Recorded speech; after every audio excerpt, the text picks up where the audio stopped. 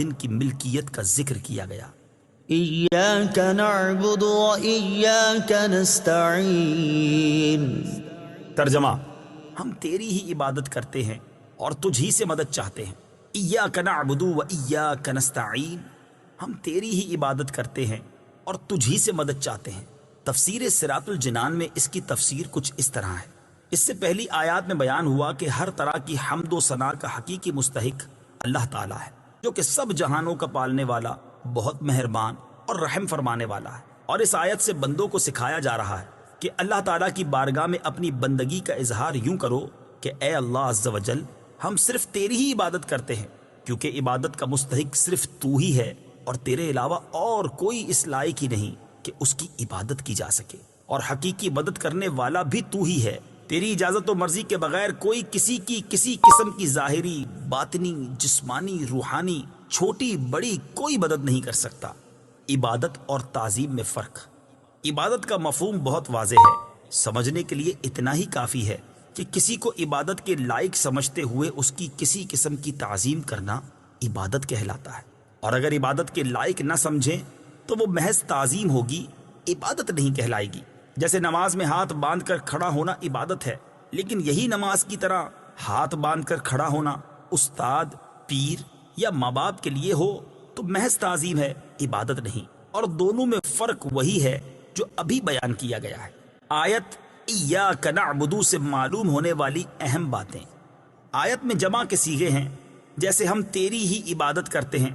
اس سے معلوم ہوا کہ نماز جماعت کے ساتھ ادا کرنی چاہیے، اور دوسروں کو بھی عبادت کرنے میں شریک کرنے کا فائدہ یہ ہے کہ گناہ گاروں کی عبادتیں اللہ تعالیٰ کی بارگاہ کے محبوب اور مقبول بندوں کی عبادتوں کے ساتھ جمع ہو کر قبولیت کا درجہ پا لیتی ہیں۔ نیز یہ بھی معلوم ہوا کہ اللہ تعالیٰ کی بارگاہ میں اپنی حاجت عرض کرنے سے پہلے اپنی بندگی کا اظہار کرنا چاہیے۔ امام عبداللہ بن احمد نصفی رحمۃ اللہ تعالی علیہ فرماتے ہیں، عبادت کو مدد طلب کرنے سے پہلے ذکر کیا گیا، کیونکہ حاجت طلب کرنے سے پہلے اللہ تعالیٰ کی بارگاہ میں وسیلہ پیش کرنا قبولیت کے زیادہ قریب ہے۔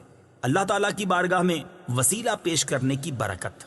ہر مسلمان کو چاہیے کہ وہ اللہ تعالیٰ کی بارگاہ میں کسی کا وسیلہ پیش کر کے اپنی حاجات کے لیے دعا کیا کرے، تاکہ اس وسیلے کے صدقے دعا جلد مقبول ہو جائے۔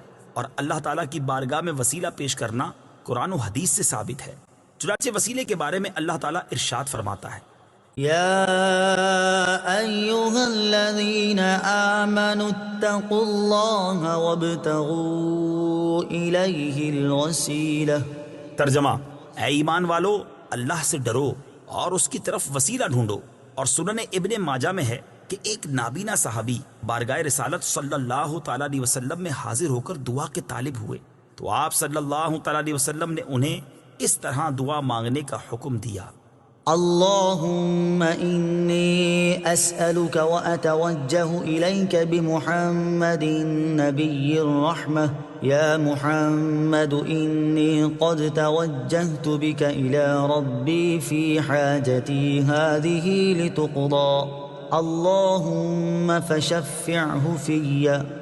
اے اللہ عز و جل، میں تجھ سے سوال کرتا ہوں اور تیری طرف نبی رحمت حضرت محمد صلی اللہ تعالیٰ علیہ وسلم کے ساتھ متوجہ ہوتا ہوں۔ اے محمد صلی اللہ تعالیٰ علیہ وسلم، میں نے آپ صلی اللہ تعالیٰ علیہ وسلم کے وسیلے سے اپنے رب عز و جل کی طرف اپنی اس حاجت میں توجہ کی تاکہ میری حاجت پوری کر دی جائے۔ اے اللہ عز و جل، پس تو میرے لیے حضور صلی اللہ تعالیٰ علیہ وسلم کی شفاعت قبول فرما۔ حدیث پاک میں مذکور لفظ یا محمد سے متعلق ضروری وضاحت۔ اعلیٰ حضرت امام احمد رضا خان علیہ رحمۃ الرحمان فرماتے ہیں، علماء تصریح فرماتے ہیں، حضور اقدس صلی اللہ تعالیٰ علیہ وسلم کو نام لے کر ندا کرنی حرام ہے، اور یہ بات واقعی محل انصاف ہے۔ جسے اس کا مالک و مولا تبارک و تعالیٰ نام لے کر نہ پکارے تو غلام کی کیا مجال کہ وہ راہ ادب سے تجاوز کرے۔ بلکہ امام زین الدین مراغی وغیرہ محققین نے فرمایا، اگر یہ لفظ کسی دعا میں وارد ہو جو خود نبی اکرم صلی اللہ تعالیٰ علیہ وسلم نے تعلیم فرمائی ہو، جیسے دعائے یا محمد انی توجہت بکا الی ربی، تاہم اس کی جگہ یا رسول اللہ، یا نبی اللہ کہنا چاہیے۔ حالانکہ الفاظ دعا میں حتی الوسع تغییر نہیں کی جاتی۔ یہ مسئلہ مہمہ یعنی اہم ترین مسئلہ جس سے اکثر اہل زمانہ غافل ہے، واجب الحفظ ہے۔ وَإِيَّاكَ نَسْتَعِينُ، اور تجھ ہی سے مدد چاہتے ہیں۔ تفسیر صراط الجنان میں اس کی تفسیر کچھ اس طرح ہے۔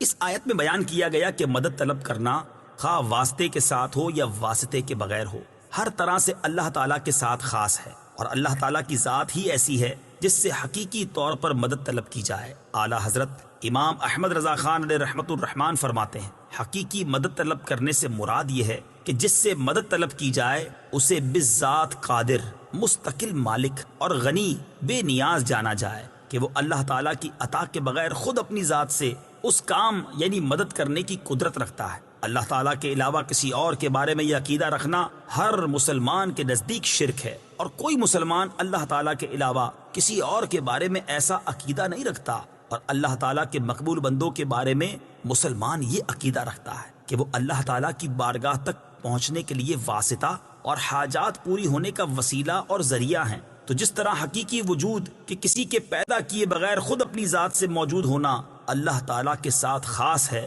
اس کے باوجود کسی کو موجود کہنا اس وقت تک شرک نہیں جب تک وہی حقیقی وجود مراد نہ لیا جائے۔ یوں ہی حقیقی علم کہ کسی کی عطا کے بغیر خود اپنی ذات سے ہو، اور حقیقی تعلیم کہ کسی چیز کی محتاجی کے بغیر از خود کسی کو سکھانا اللہ تعالیٰ کے ساتھ خاص ہے، اس کے باوجود دوسرے کو عالم کہنا یا اس سے علم طلب کرنا اس وقت تک شرک نہیں ہو سکتا جب تک وہی اصلی معنی مقصود نہ ہو۔ تو اسی طرح کسی سے مدد طلب کرنے کا معاملہ ہے کہ اس کا حقیقی معنی اللہ تعالیٰ کے ساتھ خاص ہے، اور وسیلہ و واسطہ کے معنی میں اللہ تعالیٰ کے علاوہ کے لیے ثابت ہے اور حق ہے، بلکہ یہ معنی تو غیر خدا ہی کے لیے خاص ہیں، کیونکہ اللہ تعالیٰ وسیلہ اور واسطہ بننے سے پاک ہے۔ اس سے اوپر کون ہے کہ یہ اس کی طرف وسیلہ ہوگا، اور اس کے سوا حقیقی حاجت روا کون ہے کہ یہ بیچ میں واسطہ بنے گا؟ بد مذہبوں کی طرف سے ہونے والا ایک اعتراض ذکر کر کے اس کے جواب میں فرماتے ہیں، یہ نہیں ہو سکتا کہ خدا سے توسل کر کے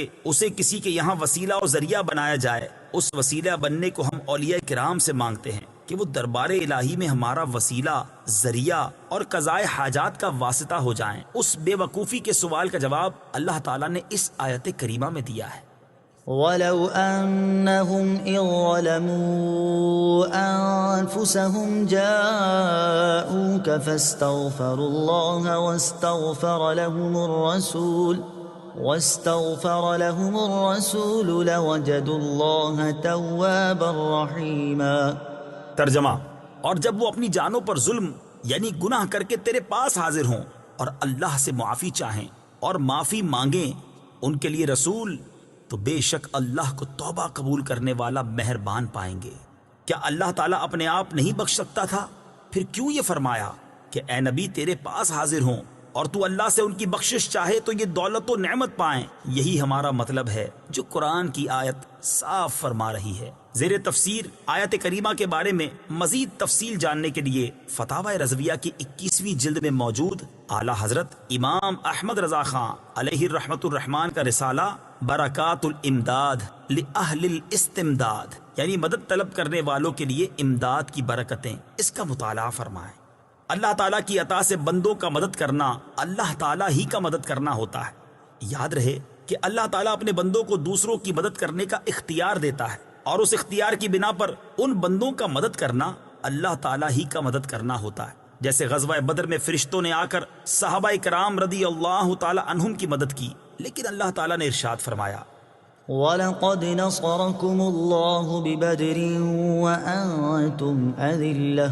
ترجمہ، اور بے شک اللہ نے بدر میں تمہاری مدد کی جب تم بالکل بے سر و سامان تھے۔ یہاں فرشتوں کی مدد کو اللہ تعالیٰ کی مدد کہا گیا، اس کی وجہ یہی ہے کہ فرشتوں کو مدد کرنے کا اختیار اللہ تعالیٰ کے دینے سے ہے، تو حقیقتاً یہ اللہ تعالیٰ ہی کی مدد ہوئی۔